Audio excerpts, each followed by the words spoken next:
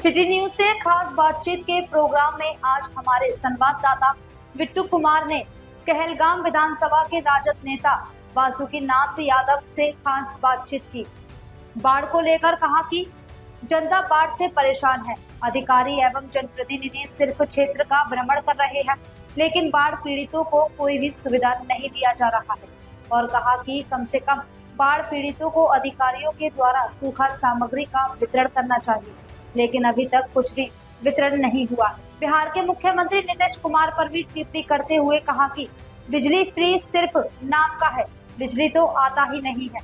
जब से माननीय मुख्यमंत्री जी ने बिजली का फ्री घोषणा की है, तब से बिजली आती ही नहीं है। नमस्कार, आप देख रहे हैं सिटी न्यूज। मैं हूं बिट्टू कुमार। आज हम खास बातचीत में आए हुए हैं आरजेडी नेता से मुलाकात करने के लिए और अपने क्षेत्र के विषय में जानकारी लेने के लिए कि ये भी दौरा कर रहे हैं, जनता के बीच जा रहे हैं। जनता के बीच क्या मतलब कि कठिनाई है उनको देख रहे हैं और सॉल्व भी कर रहे हैं। और बाढ़ की स्थिति को देखते हुए बहुत से जगह पे मतलब कि किचन का सुविधा नहीं हुआ है, उनको लेकर के भी जानकारी लेंगे। स्वागत है आपका जी। आपको बहुत बहुत धन्यवाद। बाढ़ हर जगह देखा जा रहा है और बहुत जगह सामुदायिक किचन का सुविधा अपने कहलगाम प्रखंड में बहुत कम हो रहा है और हर जगह देखा जा रहा है। बहुत से जनता ने ये भी बोला कि नहीं हो रहा है, बहुत जगह दौड़े। पूरे बिहार में कहीं कुछ नहीं है। आप बाढ़ प्रभावित जो भी लोग हैं, तो जहाँ भी बड़े बड़े मैदान हैं सरकारी स्कूल के, कॉलेजेस के या रोड पर, आपको बस पनाह लिए हुए किसी तरह वो अपना गुजारा कर रहे हैं। आप भागलपुर जिला में देखिए, यूनिवर्सिटी के मैदान में, हवाई अड्डा के मैदान में, कहीं भी जगह पर वो सिर्फ अपना गुजार बसर कर रहे हैं और सरकार की तरफ से पूरा लापरवाही है, कहीं कोई व्यवस्था नहीं है। और सामुदायिक किचन की बात तो दूर की बात है, जो तत्काल राहत जो दिया जाता है, सूखा सामग्री, प्लास्टिक वगैरह जो तत्काल बाढ़ राहत में देना चाहिए, वो भी नगण्य है। आप जब देखने का काम करेंगे तो बाढ़ प्रभावित लोगों के प्रति सरकार की पूरी उदासीनता। आप भी जनता के बीच जा रहे हैं और भ्रमण भी कर रहे हैं, तो आपके पास भी बहुत से शिकायत लेकर आए हैं। मैं तो 10-15 वर्षों से जनता के बीच ही घूमने का काम किया, घूम भी रहा हूँ और मैं भी देखा भी अपने नज़रों से और कई कहलगाम विधानसभा के कई गांवों से फ़ोन के माध्यम से भी जो बातें हुई, सारे तरफ स्थिति जो है भयावह है और कहीं कोई सरकारी व्यवस्था नहीं है। मैं सरकार से मांग करता हूँ कि जो भी बाढ़ प्रभावित क्षेत्र के लोग हैं उनको सुविधा दिया जाए, क्योंकि वो बहुत कष्ट में है और सरकार का पूरा निगाह बाढ़ को छोड़ करके वो अपना चुनावी प्रबंधन में लगे हुए हैं और वही वोटर लिस्ट SIR छांटो, नाम काटो, इसी सब में चुनाव मुझे कैसे जीतना है उसी में लगे हुए हैं। बाढ़ में लोगों को क्या कष्ट है उसके प्रति कोई उनके पास से ये नहीं है सिद्धांत। चुनाव को लेकर के बात किया जाए तो चुनाव में बहुत सारा इस समय वोटर लिस्ट में आरोप लगा रहे हैं आपके नेता प्रतिपक्ष तेजस्वी यादव की, बहुत से लोगों का नाम काट दिया गया है वोटर लिस्ट में। आरोप ही नहीं लगा रहे हैं। इंडिया गठबंधन के लोग, हमारी पार्टी के राष्ट्रीय जनता दल के लोग, हम लोग पूरे बिहार को जाम करने का, धरना प्रदर्शन देने का काम किए थे और आज संयोग बस देखिए, आज आप मेरा इंटरव्यू ले रहे हैं और आज दिल्ली में इंडिया गठबंधन के तमाम नेता, देश के लोकसभा के विपक्ष के नेता आदरणीय राहुल गांधी जी, अखिलेश यादव जी, प्रियंका गांधी जी, सभी लोग अपनी गिरफ्तारी दे चुके हैं और पूरा चुनाव आयोग को सदन से लेकर मार्च करने का जो लोग काम कर रहे थे उनको जबरन रोका गया और वहाँ से उनकी गिरफ्तारी भी हुई है। और देश में पूरा वोटर लिस्ट को लेकर भी जो माहौल बना हुआ है और देश में पूरा लोग ये सोचने पर मजबूर हो गया है कि देश में संविधान रहेगा या नहीं रहेगा। नीतीश सरकार के द्वारा एक मतलब 125 यूनिट बिजली फ्री दिया गया। जब से फ्री दिया गया लगता नहीं एक जनता का कभी एक घर का 125 यूनिट पहुँचेगा। जब बिजली ही नहीं रहेगा तो यूनिट फ्री और पेबेबल तो बाद में होगा।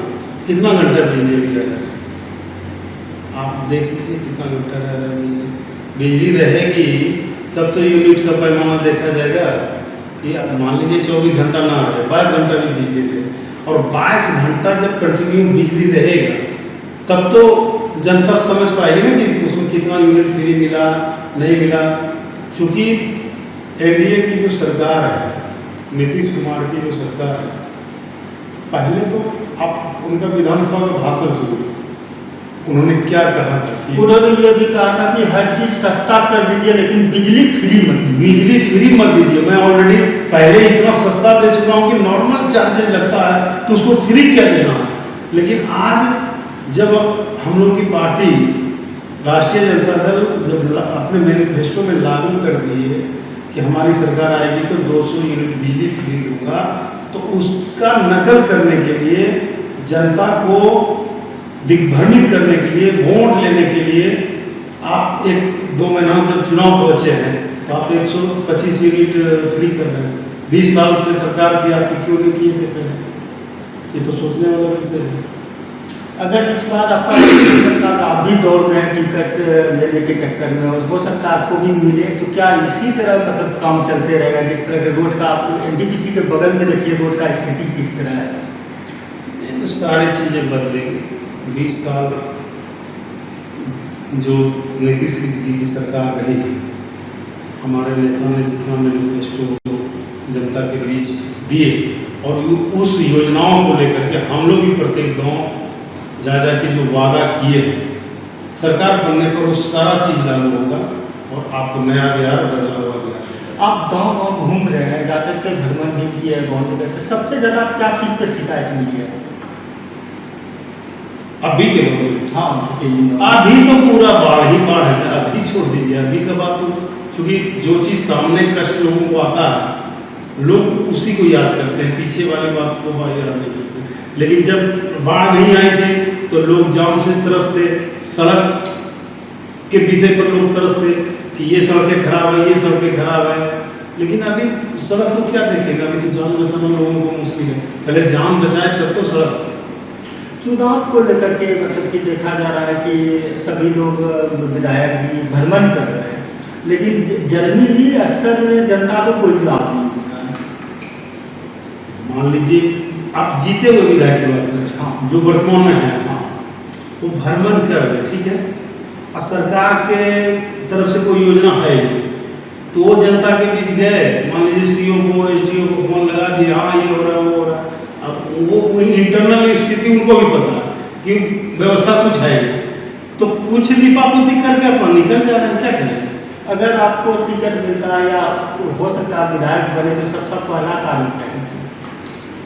ना अगर मिला घर पर घर अभी तो देखिए कन्फर्म तो नहीं।